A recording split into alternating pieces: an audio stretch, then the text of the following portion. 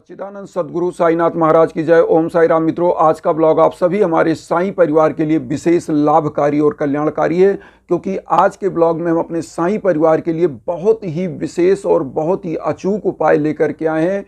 मात्र एक श्रीफल चढ़ाने से साईं बाबा के सम्मुख किस प्रकार से चढ़ाना है कि आपके घर परिवार की सभी लोगों की झोलियां खुशियों से भर जाएंगी और सभी मनोकामनाएं पूरी होंगी। मैं आज आप लोगों को साईं सच्चरित्र के 48 नंबर चैप्टर पे जो आप सप्तड़ेकर जी और सेवड़े जी की कहानी सेवड़े करके आपको उस चैप्टर पे मिलेगा, जो साईं बाबा खुद उनका कैसे मनोकामना पूरी किए थे, उसी उपाय को हम लेकर के आए हैं। क्योंकि अगर आप लोग साईं सच्चरित्र पढ़े होंगे तो सप्तड़ेकर जी और सेवड़े जी की कहानी आपने पढ़ा होगा, जिसमें वह सप्तड़ेकर जी और सेवड़े जी वकालत की पढ़ाई कर रहे थे। लेकिन हुआ क्या कि पढ़ाई के समय ही लोग एक दूसरे का, जैसे होता है इंजाम जब आता है करीब, थोड़ी सी कहानी हम आपको बता दें तब हम यह उपाय बताएंगे तो आपका और ही अच्छा आस्था बनेगा और आप निश्चित रूप से इस उपाय से लाभान्वित होंगे। तो हुआ क्या कि सप्तड़ेकर जी, सेवड़े जी और पूरे सभी मित्र मंडली आपस में क्वेश्चन करने लगे, पूछने लगे कि भाई एग्जाम आने वाला है, परीक्षा आने वाला है, हम लोगों की तैयारी कैसी है। हुआ क्या, उसी समय सेवड़े जी ने सभी लोगों ने मतलब क्वेश्चन किया, सभी लोग बताते गए, लेकिन सेवड़े जी उस समय कमज़ोर स्थिति में थे, वो नहीं बता पाए। शायद उनकी पढ़ाई अच्छी नहीं हुई थी, लेकिन सब लोग हंसने लगे कि शायद सेवड़े फेल हो जाएंगे। तो सेवड़े जी ने वहाँ पर बहुत ही कॉन्फिडेंस के साथ कहा कि मेरे साईं मेरे साथ हैं, मैं फेल नहीं होऊंगा, मैं भी अच्छे नंबरों से पास हो जाऊंगा। तो लोगों ने कहा इतने कॉन्फिडेंस से कौन वो साईं है, लोग हंसने लगे। सेवड़े जी भी ताली मार के उनका जो हंसना देखा सप्तड़ेकर जी का, तो उनके मन में दुख हुआ। तो सप्तड़ेकर जी तो हंस रहे थे, खिल्ली उड़ा रहे थे साईं बाबा की। कुछ दिनों के बाद जब रिजल्ट आया तो देखा कि सेवड़े भी पास हो गए और सप्तड़ेकर जी वगैरह तो पास ही हुए, सेवड़े जी भी पास हो गए अच्छे नंबर से। लोग दंग रह गए। अच्छा, कुछ ही दिनों के बाद लोगों का एग्जाम ख़त्म हुआ, लोग अपना वकालत की डिग्री लेकर के लोग अपनी अपनी तैयारी में जुट गए। और सप्तड़ेकर जी जो बाबा की हंसी उड़ाए थे, अब उनकी कहानी सुनिएगा। हुआ क्या कि सप्तड़ेकर जी वहीं अक्कलकोट में अपनी वकालत शुरू किए। कुछ ही समय के बाद उनकी एक संतान थी जिसको गले का कोई बीमारी हुआ और उसकी डेथ हो गई, मृत्यु हो गई। एकमात्र संतान थी सप्तड़ेकर जी की। और जब किसी के एक संतान हो और उसकी मृत्यु हो जाती तो आप समझ सकते हैं हुआ क्या कि वही सेवड़ेकर जी की उनको दिमाग में कहानी आई। वो बहुत जगह वहाँ गाड़गापुर और बहुत समय सारे स्थान थे जहाँ धार्मिक स्थल वह गए, उनको मानसिक शांति नहीं मिल रही थी सप्तड़ेकर जी को। तो उनके दिमाग में आया कि सेवड़े जी जो हमारे मित्र थे, उन्होंने बताया था कि कोई साईं बाबा हैं जो बहुत ही दिव्य और दैवीय पुरुष हैं, दैवीय संत हैं, तो उनसे मिला जाए। तो वह उनसे मिलने के लिए वहाँ प्रस्थान किए अपने जो है एक भाई के साथ, जो उनके भाई और वो दोनों लोग गए। एक श्रीफल वहाँ खरीदा, बाबा के श्री चरणों में ले जाके रखने के लिए रखा, और जैसे ही वह बैठना चाहे बाबा कहे हट यहाँ से हट, और वो बाबा उनको गुस्से में भगा दिए। फिर उन्होंने एक लोगों से और रिक्वेस्ट किया, बाबा के सम्मुख वह लोग गए और सेवड़े जी की फ़ोटो बनाकर उनके मित्र लेकर के गए, बाबा को दिखाया। बाबा हंसने लगे, मुस्कुराने लगे, ये तो वही। और वहाँ जो मंडली बैठी थी जो दर्शन करने बाबा के, वो लोग भी हंसने लगे। लेकिन बाबा जी ने इनसे, साईं बाबा ने बात नहीं किया सप्तड़ेकर जी से बहुत ज़्यादा अच्छे से। तो बहुत ही मन महसूस कर और दुखी होकर के वह चले गए साईं बाबा के वहाँ से। और 1 साल बाद वह फिर उनके मन में आया। जब उनकी मन शांत नहीं रहा तो वो सोचे कि हम काशी चले जाएं, काशी विश्वनाथ भगवान का दर्शन करें, शायद मन में शांति आ जाए। लेकिन 2 दिन पहले ही, काशी जाने से 2 दिन पहले, उनकी पत्नी को रात में स्वप्न आया। स्वप्न में उन्होंने साईं बाबा के तरह से ही एक व्यक्ति को, उन्होंने एक फकीर को देखा, नीम के नीचे बैठा हुआ है, सपने में देखा, और पगड़ी बांधे हुए, और ऐसे ही जैसे साईं बाबा पहनते थे कुर्ते वैसे ही पहने हुए। तो वो चीज़ देखने के पहले उन्होंने गागर लेकर, मतलब गगरा लेकर, जो पानी भरने के लिए गागर होता है, गागर लेके वो पानी भरने एक कुएं पे गई थी। उस सपने में फकीर बोला कि तुम पानी क्यों भर रहे हो, तुम्हारा पानी तो मैं खुद भर दूंगा, गागर में बहुत ही पवित्र और बहुत ही शुद्ध पानी, तो आप परेशान ना हो। इतना जैसे ही उन्होंने सुना उनकी आंखें खुल गई। यह बात उन्होंने सप्तड़ेकर जी से जाके बताया, मतलब उनकी पत्नी ने सप्तड़ेकर जी से बताया। तो उनके मन में आया कि काशी जाने से पहले एक बार साईं बाबा का और दर्शन कर लिया जाए।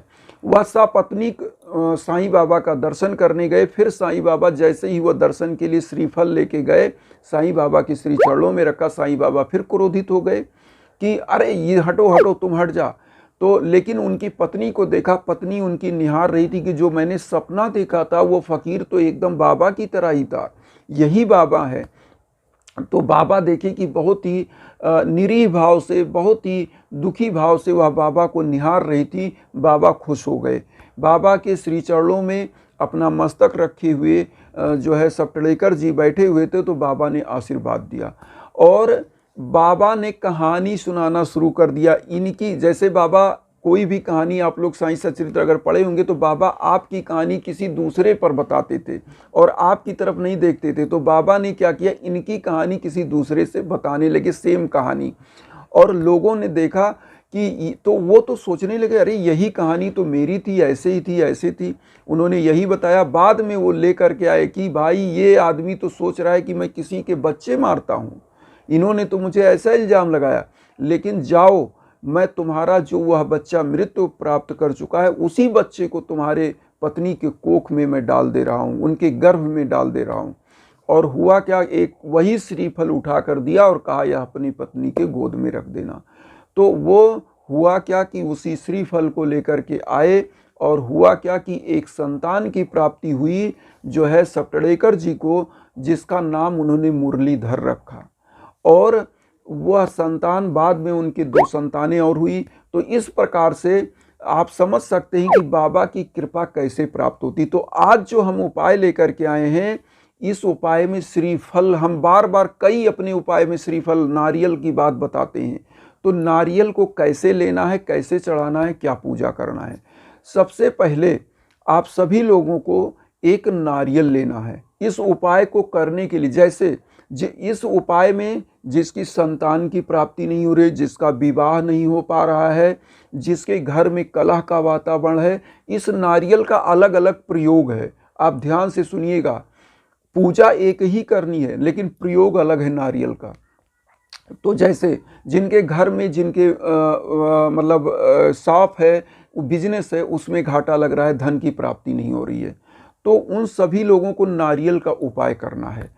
और एक चीज़ यहाँ नारियल का उपाय करने से पहले मैं एक चीज़ और बता दूं, जिस प्रकार से बाबा की धुनी शिरडी में प्रज्वलित है, अगर उसी प्रकार से आप हवन कराते हो तो निश्चित आपकी मनोकामनाएं पूरी होती। इसीलिए हम आप सभी लोगों को कि आप कहीं भटके ना, इंस्टाग्राम का लिंक देते हैं।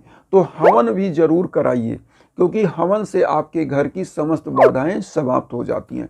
तो अब यहाँ नारियल की बात आती है। नारियल आपको लेना है, साईं बाबा को पीले आसन पर स्थापित करिए, पीला पुष्प बाबा के श्री चरणों में अर्पित करिए और उसके बाद आपको एक घी का दीप जलाना और बृहस्पतिवार को 7 बृहस्पतिवार इस उपाय को करना, ध्यान दीजिएगा। एक घी का दीप जलाया, धूप बत्ती जलाया, वातावरण सुगंधित हो गया, बाबा को हल्दी का चंदन लगाइए श्री चरणों में और खुद वही चंदन लगा लीजिए पीला। अब यहाँ पर आपको साईं चालीसा पढ़ना है। साईं चालीसा, साईं चालीसा क्या करता है, समस्त संकटों को दूर करता है साईं चालीसा। और या तो साईं कष्ट निवारण का जो मंत्र आता है वह आप पढ़ें। इन दोनों में से कोई आपको पढ़ना है। और करना क्या है, ये श्रीफल को एक पीले कपड़े में लपेटकर आपको साईं बाबा के श्री चरणों में रखना है और साईं बाबा को 1 रुपये से लेकर के 11 रुपये, 21 रुपये, जितना आपका समर्थ हो, 51, 1001, जितना आप दक्षिणा में चढ़ा सकते चढ़ा दीजिए। चढ़ा करके आप रख दीजिए। और इस नारियल को हर बृहस्पतिवार 7 बृहस्पतिवार 7 नारियल आपको चढ़ाना रहेगा, हर बृहस्पतिवार 1 नारियल। और सेम यही पूजा। उसके बाद आपको करना क्या है, नारियल की पूजा जब कर लें, इस नारियल को क्या करें, साईं बाबा के सम्मुख फोड़ लें। ये किसको करना है, जिनके घर परिवार में, पूरे परिवार में लोगों की दिक्कतें हैं वह करें, उनको नारियल को फोड़ना है और प्रसाद के रूप में वितरित करना है। जिनके घर में समस्याएं आ रही हैं, धन लक्ष्मी नहीं आ रही, उनको क्या करना, नारियल को फोड़ना ही नहीं है। इस नारियल को क्या करना है, आपको एक पीले कपड़े में जिसमें आपने लपेटा ऐसे ही लपेट के अपने मुख्य दरवाजे पर बांध देना है। जिनके संतान की प्राप्ति नहीं हो रही है वह क्या करेंगे, इस नारियल को, जिनकी विवाह नहीं हो रही है और संतान की प्राप्ति नहीं हो, उसको क्या करना है, इस नारियल को 7 बार अपने सर के ऊपर क्लॉकवाइज घुमा करके किसी पवित्र तालाब में, पवित्र नदी में प्रवाहित करना है। चाहे तो उसी दिन आप करें शाम को, और चाहे तो 7 बृहस्पतिवार का नारियल इकट्ठा कर लें और एक साथ ले जाकर नदी में या तालाब में प्रवाहित कर दें। तो यह चीज़ करना है। अब जिनके दुकान में घाटा लग रहा है, जिनके बिजनेस में घाटा लग रहा है, जैसे उनकी ऑफिस है, दुकान है, तो वो क्या करें, इसी नारियल को ले जाकर वहाँ भी मुख्य गेट पर इसको बांध देना है या तो तिजोरी में रख देना है। अब यहाँ पर आता है जो बाबा का आपने दक्षिणा रखा है वो क्या करेंगे, लास्ट बृहस्पतिवार को आपको कुछ गरीबों को फल फूल दान करना है और कुछ खिचड़ी या वस्त्र खिचड़ी खिला के वस्त्र दान अगर कर सके तो बहुत अच्छा है। और जो पैसा आपने रखा था दक्षिणा के रूप में, इसको किसी मंदिर में दान कर देना है। इतना करिएगा और फिर देखिएगा कि बाबा आपकी समस्त मनोकामनाएं कैसे पूरी करते हैं, आपके घर परिवार की खुशियां कैसे झोलियां खुशियों से भर देते हैं और आपके परिवार में निरंतर वृद्धि विकास होगा। यह साईं बाबा के 48 नंबर जो है जो चैप्टर है साईं सच्चरित्र का, उसमें पढ़ेंगे सप्तड़ेकर जी की कहानी। और श्रीफल बाबा को अति प्रिय था, इसलिए श्रीफल को चढ़ाइएगा और इस उपाय को करिए और निरंतर आप देखिएगा कैसे आपका परिवार प्रगति की तरफ जाता है। तो इन्हीं भावनाओं के साथ जो वसुदेव कुटुंबकम की भावना हम लेकर चल रहे हैं, उसमें आप लोग चैनल को सब्सक्राइब करके अपना आशीर्वाद दीजिए और उन साईं भक्तों तक वीडियो को जरूर शेयर करिए जो किन्हीं कारणों से कष्ट में, दुख में, इसी भावना के साथ। ओम साई राम।